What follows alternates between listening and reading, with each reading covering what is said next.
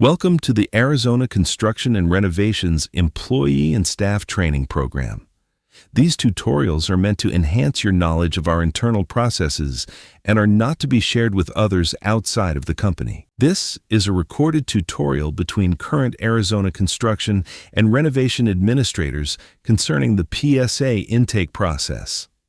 Be aware, you will hear multiple voices along with the instructor.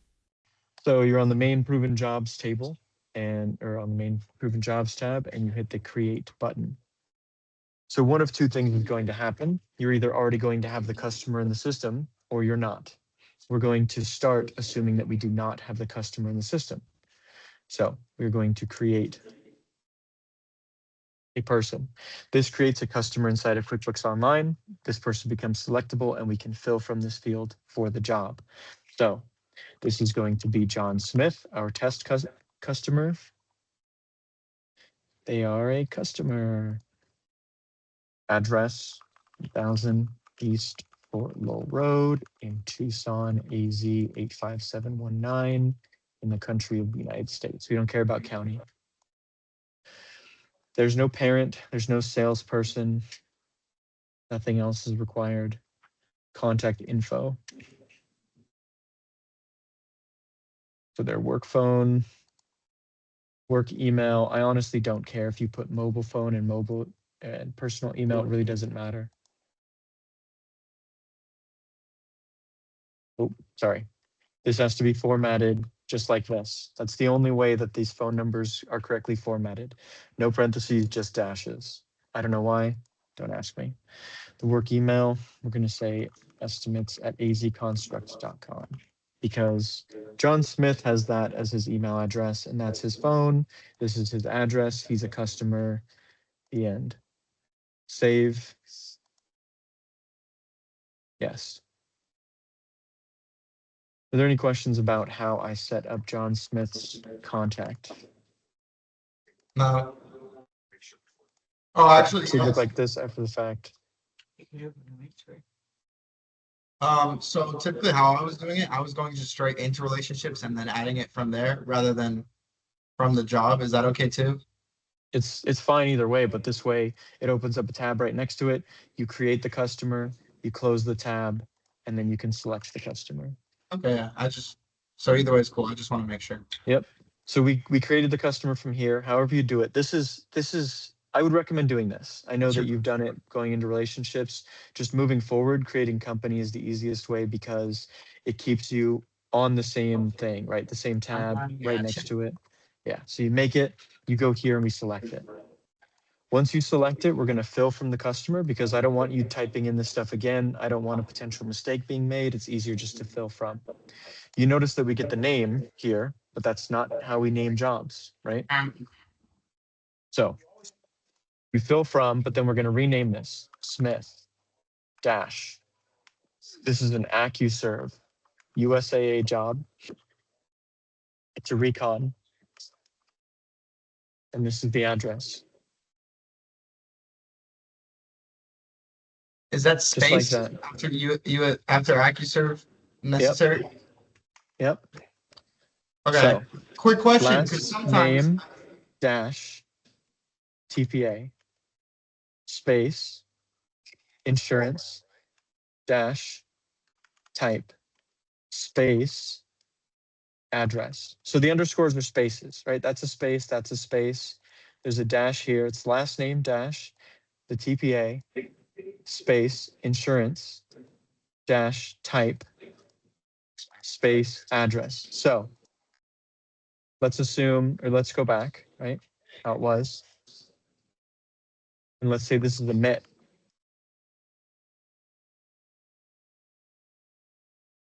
Actually, no, sorry. We're going to do that for the second one. For the sake of this, we've created the customer. We're creating this job type. We'll do the next one as an AZCR MIT, and we'll see how that changes it. So we've got a space here, and we've got a space after the job type. That's it. If this cuts out, if we have too many characters, like let's say this guy's name is just a whole lot of Smith, right? We exceed the character limit. The name is Smith. Right, okay, we're over the character limit. We trim from here.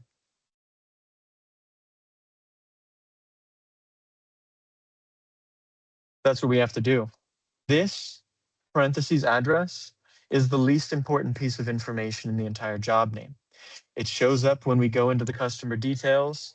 The reason we added it in the first place is as a reference in QuickBooks in case PSA is not up and we have to reference QuickBooks as our fallback plan to get paid or pay out to customers.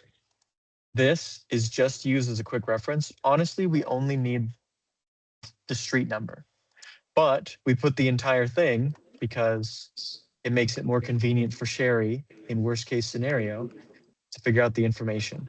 If this runs on too long, don't miss the last name, the program, don't take out spaces, don't rename this recon to rec because you want to save space. Leave all of that. Don't delete the space there. Just trim this down to 1,000 if you have to. Even that's enough information, but obviously, ideally, we have it all. 1,000 East Fort Lowell Road. All right, and then we select the job type. This is the TPA, non-MIT. Subtype, reconstruction. This is a Tucson job. See, Tucson job. And that's going to matter because it's the P or the T. And then residential for the building type. Team, referral, company, loss description. None of that matters if it's TPA because that's going to go in from there. We can immediately select an estimator if we know who's going to be on it. And this contact information is already filled in. So that's it.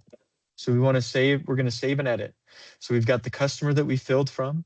We've got the whole name of the job. Now remember, this came in as John Smith. I had to edit this and delete it and then adjust to add the program, the insurance, the type, the address, all that. The address is then auto-filled here. We select the job type.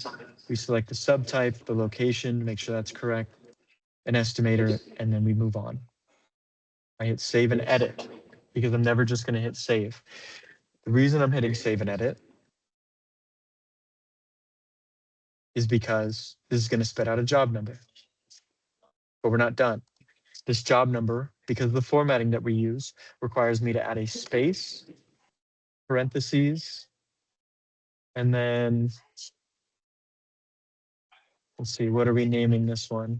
So this is where the unique identifier goes, right? This is the unique ID.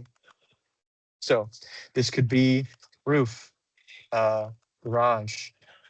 If we're not sure, this could just be recon, exterior, interior, ceiling. This is our unique ID. This is the one thing that you get to make a decision on as the intake person saying, this is my unique ID so that when people are looking at the job, they don't see T260041A TPA, right? They're going to see T26 041 space, parentheses, and then what? Okay, ceiling. Great. So this is the ceiling job.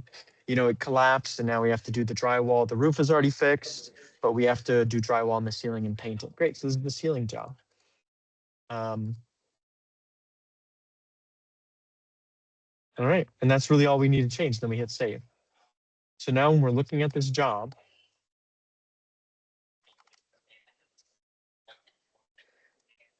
we have this job here that we just created. T26 0041. So Tucson 2026, the 41st job of the year. It's the ceiling job and it's a TPA. Last name Smith for an AccuServe USAA recon at 1000 East Fort Lowell. Here's the customer name, right? It's all the information we'll ever need for the job. Are there any questions about the new customer creation with the new job and then the custom naming? You need to add the TPA information. Which Sure. TPA is it? Right, so that would need to get added. I'm talking about naming. You guys Oh, add okay. TPAs just Okay, fine. This is gotcha, naming gotcha. only because the naming Gotcha. has been the biggest issue. Okay. So we're going to do the second creation. So we're going to say that we also, upon getting there and doing that, inspecting for recon, our estimator discovers that they need mitigation work that their insurance is not going to cover. So we need a core mitigation job created. So we already have the customer. We know that John Smith is the customer, and I'm going to fill from the field. It does everything we need, gives us the contact info, the address, city, state, zip, whatever. But the name isn't right, obviously. So Smith, instead of TPA insurance, this is just an AZCR job. Dash, what kind of AZCR job? So this would be a MIT. For MITs, we put for the unique identifier, the type of MIT that it is. So previously I was putting MIT here, but we're already going to have a dash MIT for the job number. So I decided to just make it a lot more obvious, right? For MITs, we put the type of MIT. So this could be fire. This could be board up. This could be tarp, which is also board up. So I guess you just do board up for tarp as well. Free, molds, ACM, right? For asbestos or if it's asbestos testing, we can do ACM. If it's an abatement, I mean, we could do asbestos for abatement, right? And these don't, I'd love if these were all matching, but honestly, as long as the recons are recons and the MITs have some kind of identifier for them, we're good. So we're saying that this is a water MIT. Smith, AZCR, because we're calling this a core job. The customer already existed, and we've got the address.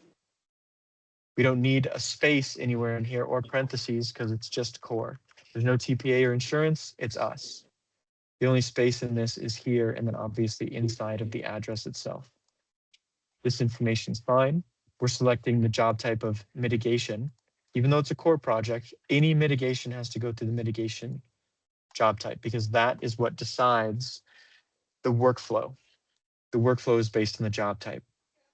Here, under subtype, we have all the subtypes that we could possibly need. You can use this as a hint to what would go in the naming convention for your mitigation. But we're just going to go down and select water, right? Water, good. It's the Tucson job. It defaults to Scottsdale because alphabetically Scottsdale comes before Tucson. Building type, residential, team, da-da-da-da-da. All right. And the same estimator that's doing the recon does the MIT. Save and edit.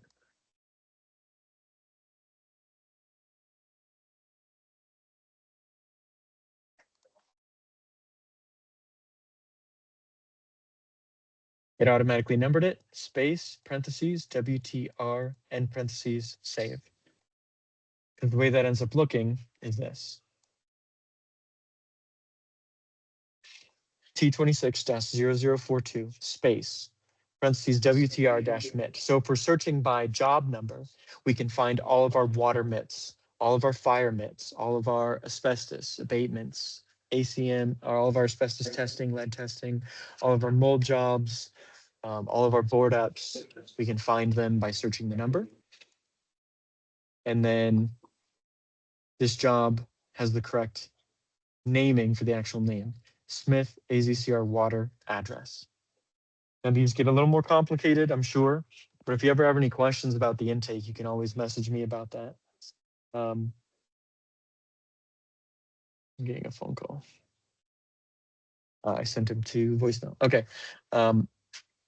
So the number, all you're going to see, all you should see if you did it correctly is the actual number here, space, and that type. It's going to look a lot bigger than that because the suffix for the job type is created automatically. The city automatically adds that, and the year automatically adds the last two digits with the dash. So all we see is this, because the rest of it gets automatically added based on the correct selection of the city, the year that it gets created, and then the job type adds all that stuff automatically. The more you guys do the intake, the less complicated it'll be. The job aid that I sent you hopefully makes a lot more sense with the, where is it? This, which I sent both of you guys, scrolling up to it, hopefully makes more sense. The city code, the year, the job number automatically created upon the system, and then me putting manual for this unique ID, manual, add space, parentheses, and subtype. So you could put recon, you could put ceiling. Like I said, it's a unique identifier, project detail, whatever.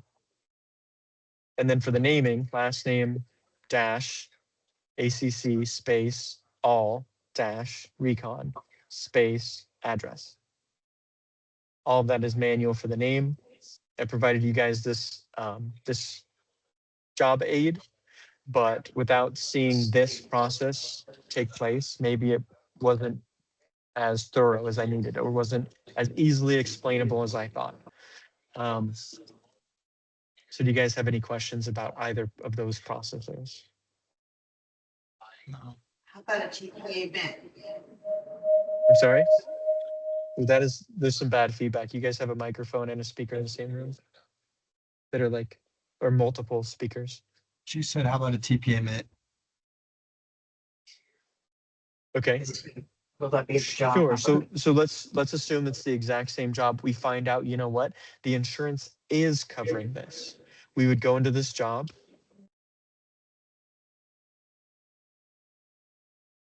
And that's it. Nothing else changes. Just the program and insurance call out. We don't switch it to a TPA because the only ones being captured by this TPA job type, which dictates the workflow, is non-MIT, because that's going to run the workflow for reconstruction. Mitigation any is going to run the same workflow for all MITs. And it doesn't matter whether it's TPA or not, they're going to be run at the same pace. So could we search for all TPA jobs at once? If you put in the agency, yes. If you put in the agency office under relationships, Yeah. Yeah. That'll work.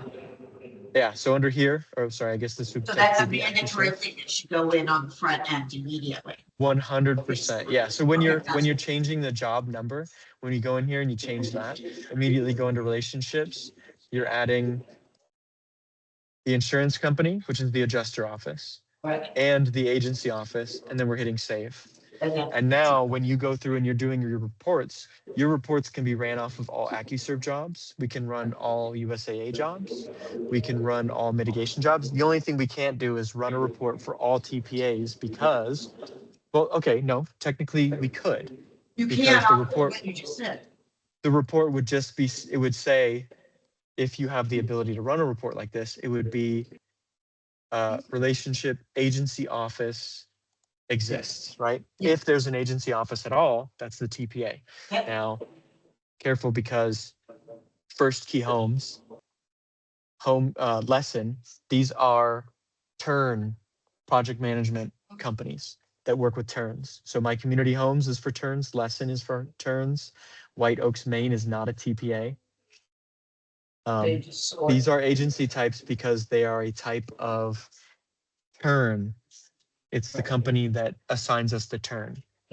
So we could just sort by that column then.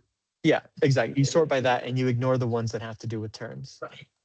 So that is everything to do with the intake. Thank you for completing the PSA Intake tutorial.